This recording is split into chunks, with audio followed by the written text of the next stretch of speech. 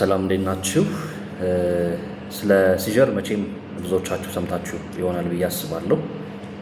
ሲጀር ወይም ደግሞ በተለምዶ የሚጥል ህመም ተብሎ የሚነሳው ማለት ነው በብዙ ምክንያቶች ሊመጣ ይችላል። ሲጀር እንግዲህ መንስኤው ብዙ ነው፣ ግን ጠቅለል ባለ ሁኔታ ሲጀር የሚኖረው አንጎላችን አላስፈላጊ የሆነ ኤሌክትሪክ ዲስቻርጅ ሲለቅ ነው ማለት ነው። በዚህም ምክንያት የተለያዩ ሞተር እና ነን ሞተር ሲምፕተሞችን እናሳያለን።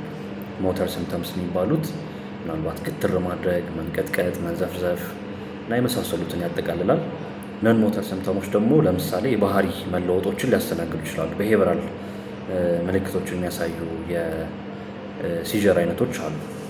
እንግዲህ ሲጀር ዲስኦርደር ጠቅለል ባለ ሁኔታ ፓርሻል ወይም ደግሞ ፎካል እና ጄነራላይዝድ ተብሎ ይከፈላል። ስለ እነዚህ ጉዳይ ወደፊት ሰፋ አድርጌ ቪዲዮ የምሰራላችሁ ይሆናል።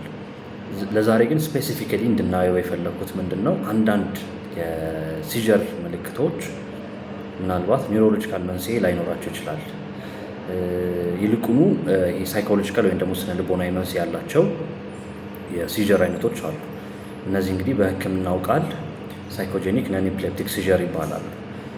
እነዚህ የሲጀር አይነቶች በዋናነት ከስትረስ ወይም ደግሞ ከውጥረት ጋር የሚገናኙ ናቸው። ሰዎች ስትረስድ ሲሆኑ ወይም ደግሞ ከፍተኛ የሆነ የጭንቀት ስሜት ውስጥ ሲገቡ አስ ዌይ ኦፍ ኮሚኒኬቲንግ ዜር ዲስትረስ መጨነቃቸውን፣ ውጥረት ውስጥ መግባታቸውን ኮሚኒኬት የሚያደርጉት ሲዝ በማድረግ ሊሆን ይችላል ማለት ነው።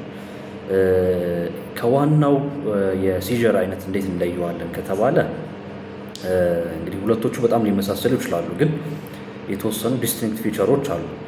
ለምሳሌ ይሄ ሳይኮጄኒክ ነን ኢፒሌፕቲክ ሲጀር ያልነው ላይ ሲዝ ሲያደርጉ ወይም ደግሞ ሲወድቁ ሙሉ በሙሉ ራሳቸውን ላይ ስቱ ይችላሉ። ማለትም የፓርሻል ኮንሽስነስ ይኖራቸዋል እና ምንን እየተደረገ እንደነበር አስታውሳለሁ ሊሉን ይችላሉ።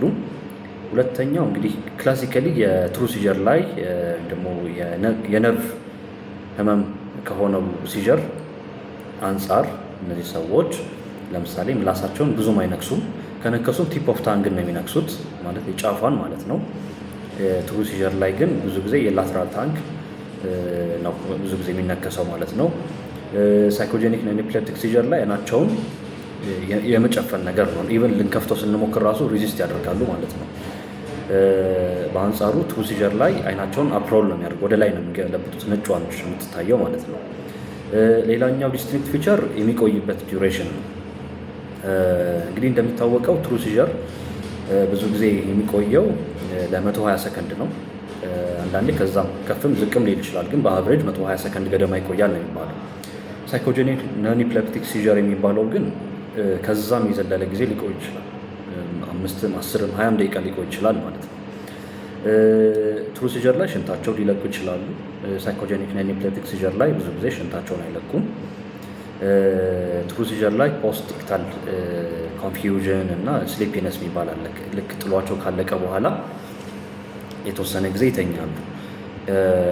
ሳይኮጄኒክ ነን ኢፒሌፕቲክ ሲጀር ላይ ግን ወዲያውኑ ነው የሚነቁት።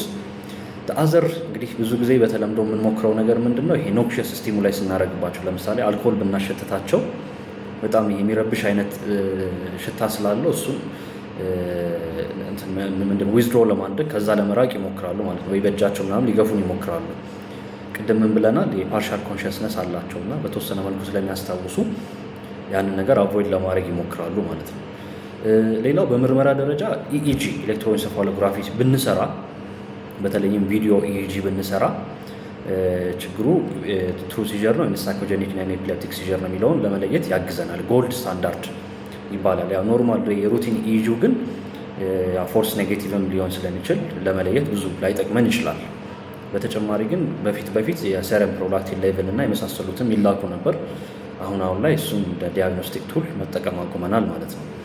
ለመሆኑ መንስኤው ምንድን ነው ካልን የሳይኮጄኒክ ነን ኢፒሌፕቲክ ሲጀር መንስኤው ብዙ ጊዜ ስትረስ ነው። ስለዚህ እንግዲህ የቦዲ ማይንድ ኮኔክሽን አለ። ከፍተኛ የሆነ ስትረስ ውስጥ ሲኮን ሰዎች ያንን ኮንቴን ማድረግ ስለሚያቅታቸው እና ቨርባላይዝ ማድረግም ስላልቻሉ ሰውነታችን ያንን ዲስትረስ ኮሚኒኬት ማድረግ አለበት። ስለዚህ እነዚህ ምልክቶች መጨነቃችንን ለመግለጽ የምንጠቀምባቸው ዌይ ኦፍ ኮሚኒኬሽን ናቸው ማለት ነው። እንደ ዲፌንስም ይቀርባል። በነገራችን ሶማታይዝ ተደረገ ማለት ነው። ሆን ብለው የሚያደርጉት ነገር አይደለም። ይሄ ማሊንገሪንግ አይደለም። ኢትስ አንኮንሽስ በደመ ነፍስ የሚያደርጉት ነገር ነው። የሆነ ጥቅም ፈልገውም ሳይሆን የሰውነታችን አንኮንሽስሊ የሚያደርገው ነገር ነው ማለት ነው። ስለዚህ ብሌም ማድረግም አያስፈልግም። ሆን ብለው እንዳደረጉት አኪዝ ማድረግም አያስፈልግም። ህክምናውን በተመለከተ ትሩ ሲጀር ላይ እንግዲህ የአንቲፕሌፕቲክ ሜዲኬሽን ነው የምንጠቀመው። ማለትም እንግዲህ የአዙሪት መድኃኒት እንለዋለን ወይም ደግሞ የአንቲፕሌፕቲክ ሜዲኬሽን ይባላሉ። ብዙ አይነት ናቸው። እዚህኛው የሳይኮጀኒክ ነን ኤፒሌፕቲክ ሲጀር ላይ ግን እነዚህ መድኃኒቶች ብዙም ጥቅም ላይ አይውሉም። ማለትም አያክሙልንም ማለት ነው። በዋናነት ህክምናችን የሚሆነው ስትረሱን ማኔጅ ማድረግ ነው። እነሱ ደግሞ ፈርስት ላይን ትሪትመንታችን የሚሆነው ሳይኮቴራፒ ነው። የተለያዩ ሳይኮቴራፒ ቴክኒኮች አሉ፣ እነሱ እንጠቀማለን። ተጓዳኝ የጭንቀት ህመም ካለም ደግሞ የአንዛይቲ ሜዲኬሽኖችን መስጠት እንችላለን ማለት ነው። ሀሳብ፣ አስተያየት፣ ጥያቄ ካላችሁ ኮመንት ሴክሽን ላይ አሳውቁኝ። አመሰግናለሁ።